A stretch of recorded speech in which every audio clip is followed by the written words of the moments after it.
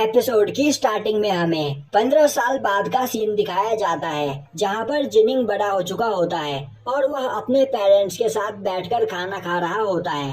वहीं जिनिंग के मॉम और डैड उसे काफी हैरानी से देख रहे होते हैं और अब जिनिंग अपना खाना खत्म करके बोलता है कि अब मैं अपनी ट्रेनिंग करने के लिए जा रहा हूँ। जिसके बाद वह अपने पीछे खड़ी 2 लड़कियों को अपने साथ लेकर वहां से चला जाता है। अब जिनिंग की मॉम जिनिंग के डैड से वहां पर जिनिंग के बारे में कुछ पूछती है, जिस पर जिनिंग का फादर बोलता है कि वक्त आने पर हमें यह पता चल ही जाएगा। अब हमें दिखाया जाता है कि ग्राउंड में जिनिंग लेटा होता है, वहीं पर दोनों लड़कियां उसकी मसाज कर रही होती है और तभी एक लड़की बोलती है कि प्रिंस, आपको इस जगह पर प्रैक्टिस करनी चाहिए, तो आप अपनी प्रैक्टिस क्यों नहीं कर रहे हो? और अगर आपके फादर ने आपको इस तरह देख लिया तो वह आप पर काफी ज्यादा गुस्सा होंगे।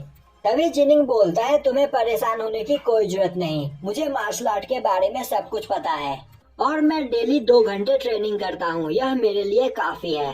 तो अब तुम मुझे यहाँ पर सोने दो। वहीं पर दूसरी ओर जिनिंग के मॉम और डैड एक जगह पर खड़े होकर कुछ सोल्जर्स की ट्रेनिंग को देख रहे होते हैं। तभी जिनिंग की मॉम बोलती है कि जिनिंग अभी काफी ज्यादा कमजोर है और अगर वह अभी पावरफुल नहीं बना तो वह इस किंगडम का किंग नहीं बन पाएगा, जिसके बाद उसकी हालत काफी ज्यादा खराब हो जाएगी। तभी जिनिंग के फादर को याद आता है कि एक पर्सन उससे बोल रहा होता है, जी यी चुन, बड़े भाई डा ने मुझे बताया कि जिनिंग के अंदर कोई भी पावर नहीं है और वह काफी ज्यादा कमजोर है और हम कभी भी इतने कमजोर पर्सन को हमारे किंगडम का किंग नहीं बना सकते हैं। और यी चुन, तुम हमारे किंगडम पर काफी समय से राज कर रहे हो, तो तुम्हें हमारी किंगडम की हालत के बारे में पता ही है और तुम्हें याद है ना कि हमारे किंगडम में किंग को कैसे चुना जाता है।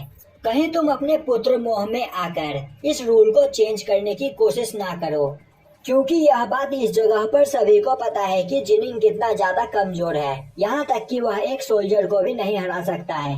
तभी यी चुन बोलता है, ब्रदर ली, तुम्हें परेशान होने की कोई जरूरत नहीं, मैं जानता हूँ कि जिनिंग कितना ज्यादा पावरफुल है, क्योंकि मैंने उसके अंदर कुछ खास देखा है। पर अगर सही टाइम आने तक वह पावरफुल नहीं बना तो मैं अपनी राजगद्दी उसके हाथ में नहीं जाने दूंगा।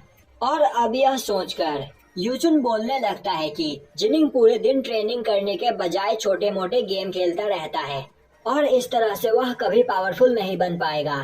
और अब वह जिनिंग की मॉम से बोलता है कि अगर जिनिंग इसी तरह करता रहा तो वह जिनिंग को कुन लोंग के पास भेज देगा।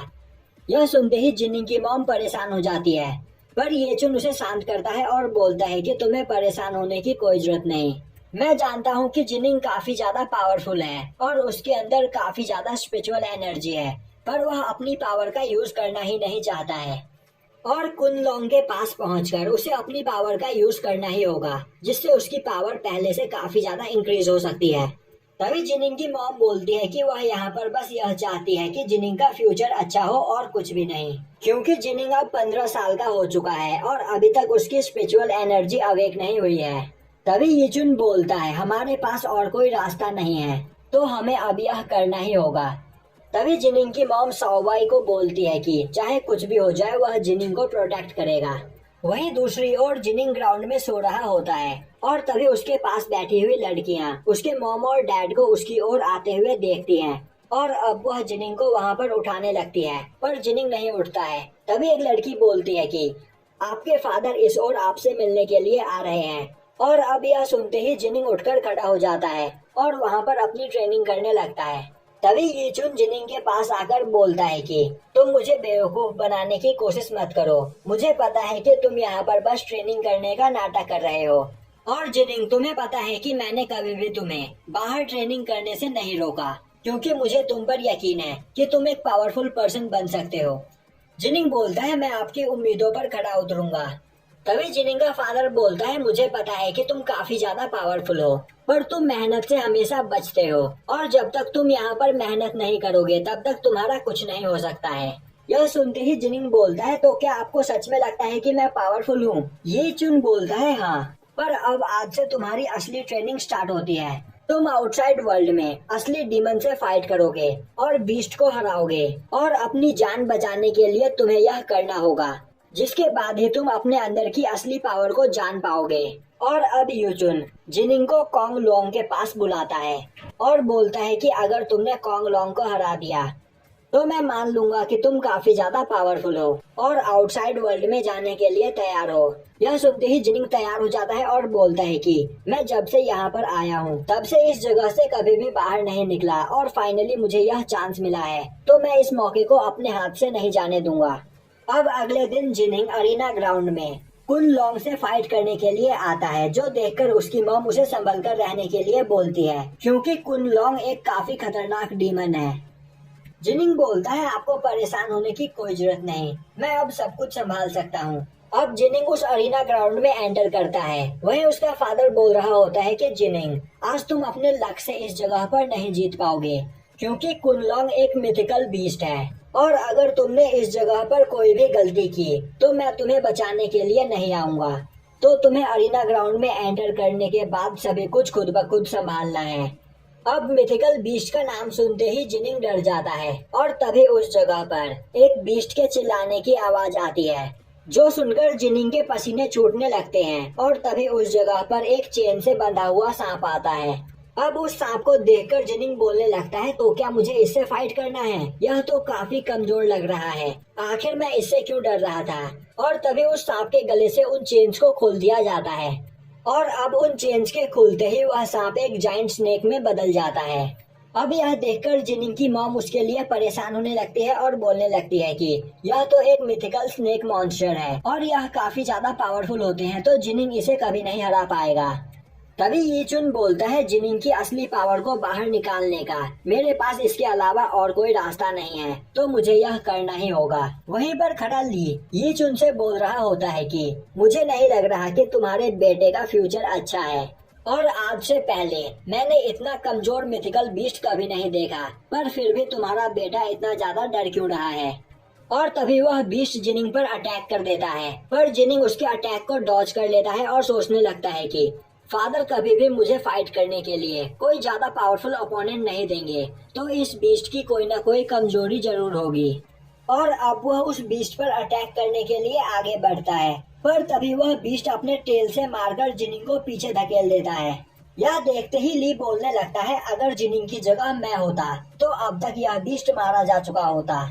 वहीं पर अरीना ग्राउंड में वह बीस्ट लगातार जिनिंग पर अटैक किए ही चला जा रहा होता है, जो देखकर जिनिंग की मॉम उसके लिए परेशान हो जाती है। तभी यूचुआन बोलता है तुम सभी को यहाँ पर जिनिंग पिटता हुआ दिखाई दे रहा है, पर मैं देख पा रहा हूँ कि जिनिंग की पावर पहले से काफी ज्यादा बढ़ चुकी है। तभी ली बोलता है तुम्हें धोखा हो रहा है, मैं साफ साफ देख पा रहा हूँ कि जिनिंग वहाँ पर बुरी तरीके से पिट रहा है और अगर इसी तरह यह सब कुछ चलता रहा तो थोड़ी ही देर में जिनिंग मारा जाएगा। यह सुनते ही यूचुआन बोलता है तब तो तुम्हें अपने आंखों को चेक करवाने की जरूरत है। वहीं पर ग्राउंड में जिनिंग चुपचाप एक जगह पर खड़ा होता है और अब जैसे ही वह बीस्ट जिनिंग पर अटैक करता है, जिनिंग उसके अटैक को डॉज करता हुआ अपने स्वॉर्ड से उसके ऊपर अटैक कर देता है, पर जिनिंग के अटैक का उस पर कोई भी असर नहीं होता है और अब वह बीस्ट दोबारा जिनिंग को मारकर दूर फेंक देता है। यह देखते ही ली दोबारा जिनिंग की बेइज्जती करने लगता है और अब जिनिंग दोबारा उठकर खड़ा हो जाता है और अपने स्पिरिचुअल पावर को रिलीज करता है, जो देखकर उसकी मॉम काफी ज्यादा हैरान हो जाती है और बोलने लगती है कि यह तो क्रिम्सन और 9 हेवेंस है। और तभी जिनिंग को उस बीस्ट का वीक स्पॉट दिखता है और अब जिनिंग काफी तेजी से उस बीस्ट के वीक स्पॉट पर अटैक करके उसे घायल कर देता है, जो देखकर ली काफी ज्यादा हैरान हो जाता है और बोलने लगता है कि आखिर जिनिंग ने यह टेक्निक कहां से सीखी।